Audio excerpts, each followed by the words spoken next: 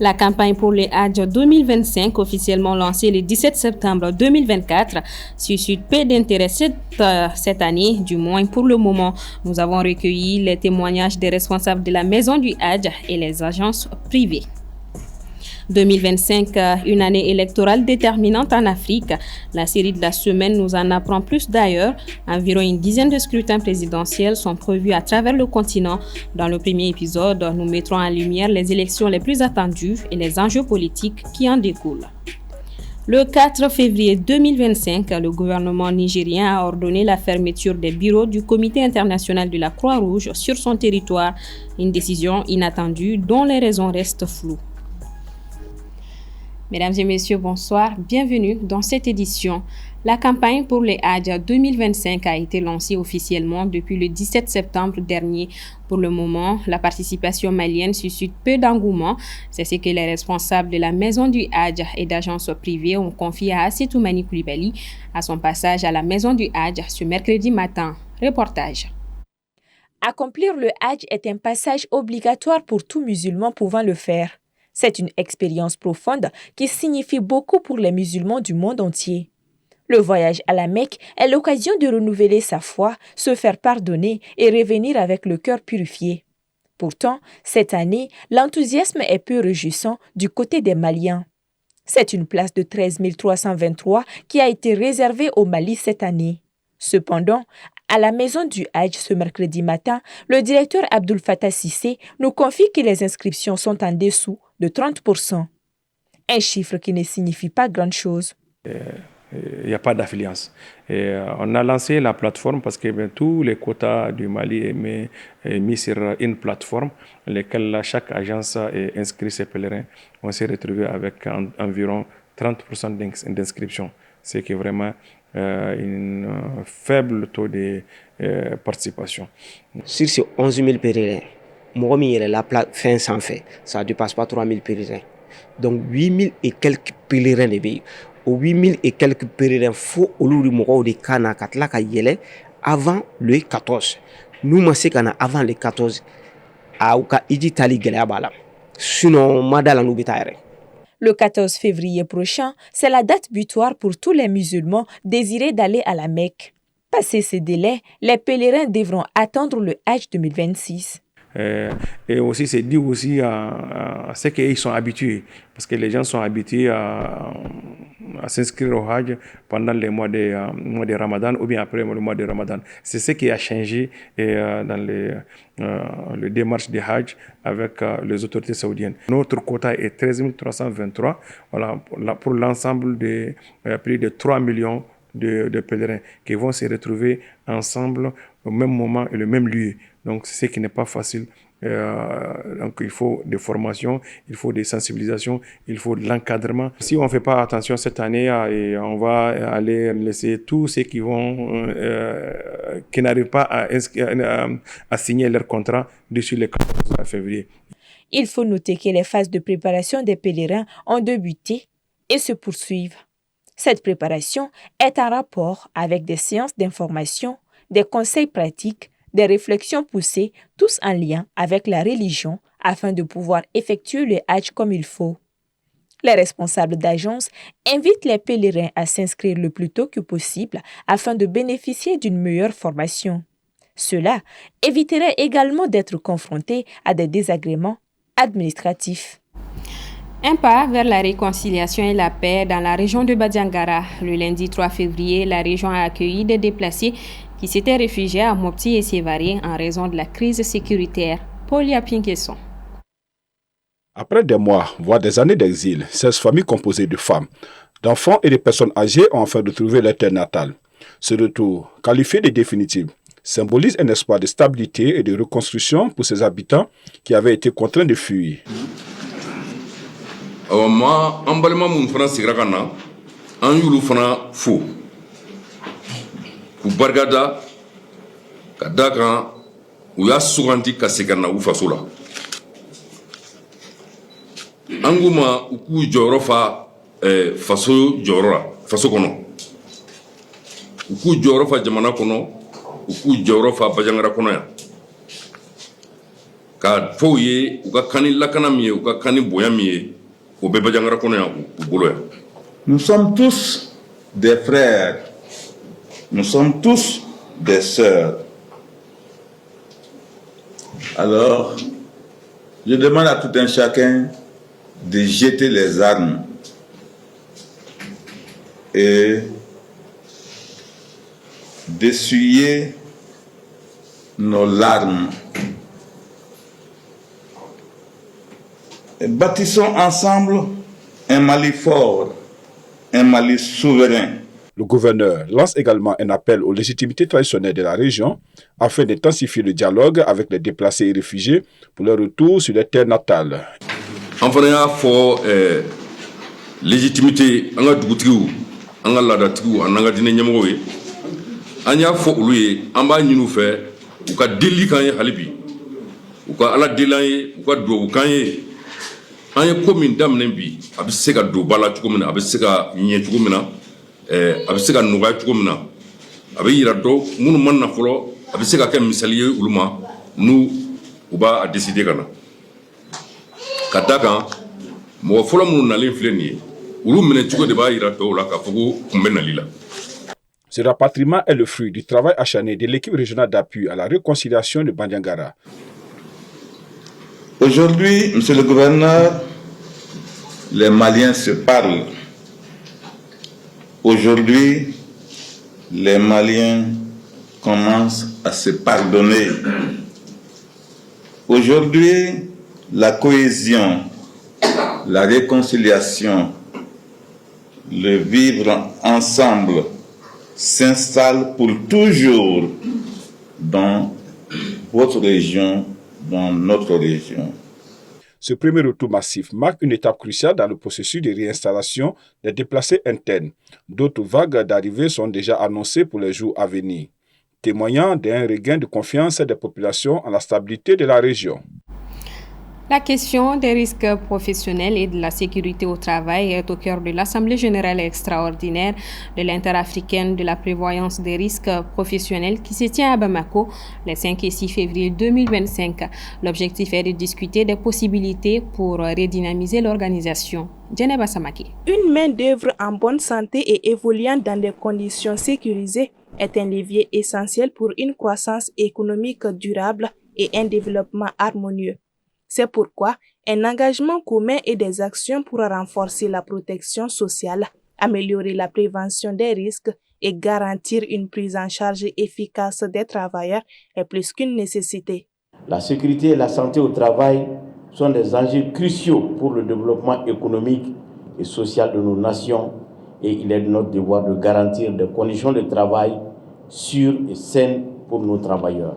Que les recommandations et décisions qui seront prises à l'issue de vos travaux contribuera d'une part à réformuler le fonctionnement de l'IRP, tant sur le plan juridique qu'administratif, et d'autre part à améliorer la prévention des risques professionnels et à promouvoir la sécurité et la santé au travail dans toute l'Afrique. Les résultats des travaux des différentes commissions seront présentés en vue de leur validation qui se matérialisera par la signature des documents qui auront été achevés par les directeurs généraux. Dans l'accomplissement de ces missions, l'Interafricaine de la prévoyance des risques professionnels, IAPRP, reste confrontée à des défis. Son parcours est également émaillé de dysfonctionnements qui doivent être corrigés au cours de cette assemblée, selon le directeur de l'Institut national de prévoyance sociale. Malgré ces obstacles, il note que l'IAPRP demeure un rempart en matière de partage d'expérience dans la prévention des risques professionnels avec un bilan encourageant. L'amélioration continue du système de prévention des risques professionnels au sein des pays membres de CESO, le renforcement des capacités des acteurs de la prévention des risques professionnels, la mise en place surtout de l'Observatoire régional des accidents de travail et des maladies professionnelles. Je note enfin la création du prix sécurité et santé au travail du FESPACO. La protection sociale des travailleurs est un enjeu majeur pour le développement d'une nation. Ces journées d'échange et de réflexion permettront d'aboutir à des propositions concrètes et innovantes au bénéfice des travailleurs et des entreprises. Place à notre série de la semaine. En 2025, l'Afrique vivra une série d'élections majeures. Plusieurs pays se préparent à se rendre aux urnes pour élire leurs dirigeants et représentants. Voici donc les scrutins les plus attendus dans cet épisode 1 signé Soumaïla Fani. En Afrique, 19 pays avaient prévu d'organiser des élections en 2024 pour choisir leur chef d'État. Cette année 2025, la liste est plus modeste avec 10 scrutins. La majorité de ces élections se dérouleront dans des pays francophones et 4 des 10 élections auront lieu en Afrique de l'Ouest. Déjà, le scrutin le plus attendu qui attire les attentions, c'est celui de la Côte d'Ivoire, avec le président Alassane Ouattara qui maintient le suspense, mais qui semble être partant pour un 4e mandat. Bon, ensuite, je peux aussi vous parler de la Guinée, où en 3 ans, le pouvoir de Mamadi Doumbouya n'a plus fait d'élection. On a aussi le Togo, où le président Faure en 2024, en milieu d'année 2024, a changé la constitution et allé vers une nouvelle république avec l'instauration déjà du Sénat. Donc des élections sénatoriales auront lieu. Et sur cette base, le Parlement désignera désormais celui qui fera office de chef d'État. Sur le reste du continent, plusieurs autres pays se préparent pour élire leur président, parmi lesquels le Gabon, les Seychelles, la Centrafrique, mais aussi et surtout le Cameroun.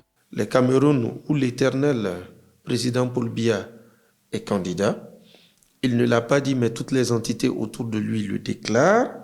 Donc, c'est pour vous dire qu'il y a des élections un peu partout, mais ces élections-là quand même créent des tensions sociopolitiques, et c'est ce qu'il est à déplorer. En 2024, on est sorti des élections, essentiellement du côté de l'Afrique dite anglophone. Bon, le plus important, c'est la stabilité, à mon avis, des pays après les élections. Vous savez, les élections sont des moments de fragilité de tout pays, parce qu'il s'agit de renouveler des contrats, il s'agit de renouveler la défense de tel ou tel intérêt, ou en tout cas de corriger ou l'arbitrage entre tel ou tel intérêt dans le pays, ou tel autre. Pour ces élections, la crédibilité sera un thème clé, d'autant plus que la moitié des scrutins prévus s'annoncent comme des processus hautement orchestrés, dont le résultat prévisible est la victoire du président sortant. L'enjeu, c'est la validation ou non des pouvoirs en place. Donc, la légitimation de l'exercice du pouvoir dans chacun de ces pays. Mais il peut y avoir des élections aussi sans contenu pratique. Quand je dis sans contenu pratique, c'est ce qu'il faut éviter en Afrique. Que les populations ont le sentiment que les élections ne servent plus à rien. Que plus on élit, plus ça devient pire dans le pays. Ou que ça s'empire dans le pays. Sous ce rapport-là, il y a une grande inquiétude. Parce qu'il y a un reflux de la démocratie en Afrique. Au-delà des élections présidentielles, 7 élections législatives, des sénatoriales, 2 municipales et 2 référendums sont aussi prévues dans le continent. Et ces différentes consultations feront exprimer au moins 11% de la population africaine. Cap sur la ville de Ségou, où la semaine de la fraternité de l'AES se poursuit en marge du festival sur le Niger. Hier mardi, les ministres des 3 pays ont signé la convention de la politique culturelle commune des États de la Confédération. Cette politique culturelle commune vise notamment à renforcer l'unité et la résilience des États sahéliens en intégrant la culture comme moteur de paix, de développement et de rayonnement international. Elle permettra également, selon le ministre de la Culture du Mali, Mahmoud Daffé, de mutualiser les efforts pour la promotion des secteurs de la culture, de l'artisanat et du tourisme dans l'espace AES. Ce 4 février, le gouvernement nigérien a mis fin à l'accord de siège du Comité international de la Croix-Rouge et a ordonné à l'organisation humanitaire de fermer ses bureaux et de quitter le pays. Les raisons de la décision n'ont pas été précisées. Aminata Keita. Le Niger met fin aux activités de la Croix-Rouge internationale en lui signifiant la fermeture de ses bureaux avec effet immédiat et de quitter le territoire nigérien. Une décision qui fait suite à la dénonciation de l'accord de siège du Comité international de la Croix-Rouge ce mardi 4 février 2025. La conséquence directe de cette dénonciation n'est rien d'autre que la fermeture des bureaux de la structure. La Croix-Rouge ne va pas seulement fermer ses bureaux. Selon la journaliste Samira Sabou, le Niger exige également le départ sans délai des expatriés concernés de cette institution. Pour l'heure, les raisons de cette décision n'ont pas été annoncées par les autorités nigériennes. Selon les médias nigériens, d'une part, la mesure n'est pas surprenante car cela faisait un moment que les relations entre les autorités de la transition nigérienne et la Croix-Rouge avaient pris un coup. En novembre 2024, les autorités nigériennes s'étaient insurgées contre la gestion unilatérale des fonds humanitaires par l'Union européenne. Pourtant, le Comité international de la Croix-Rouge fait partie des bénéficiaires de ces fonds. Donc, les autorités nigériennes ont reproché au CICR et à d'autres ONG de les avoir désignés bénéficiaires de l'aide de manière unilatérale sans concertation préalable avec elles. D'autre part, cette décision intervient dans un contexte d'oppression croissante imposée aux organisations humanitaires au Niger, affirme Journal du Niger. En novembre dernier, 2 ONG avaient déjà été suspendues sans que les raisons en soient clairement établies. Cette atmosphère de défiance envers les acteurs humanitaires inquiète quant à la capacité de la communauté internationale à venir en aide aux populations vulnérables. Le Comité international de la Croix-Rouge est l'une des plus anciennes organisations humanitaires au monde, fondée en 1863 à Genève, en Suisse. L'organisation est présente au Niger depuis 1990 et porte assistance et protection aux personnes touchées par les conséquences du conflit armé et en situation de violence, précisément dans les régions du Liptako-Gourma et du bassin du lac Tchad. Selon le CICR, en 2024, il a apporté une assistance à 73 066 déplacés, distribution de rations alimentaires à 37 285 personnes déplacées et réfugiées, ainsi qu'une assistance à 4 365 507 animaux. Selon les médias du pays, le CICR joue un rôle central dans la coordination de l'assistance et dans la réponse aux urgences. La fin de sa mission dans le pays pourrait avoir des répercussions importantes sur l'aide humanitaire apportée aux populations dans le besoin et risque de laisser un vide à combler, peut-on lire dans les journaux nigériens. Voilà qui referme ce 1945. Merci à vous de l'avoir suivi. Le programme continue sur la télé qui vous allume. Bonsoir à tous.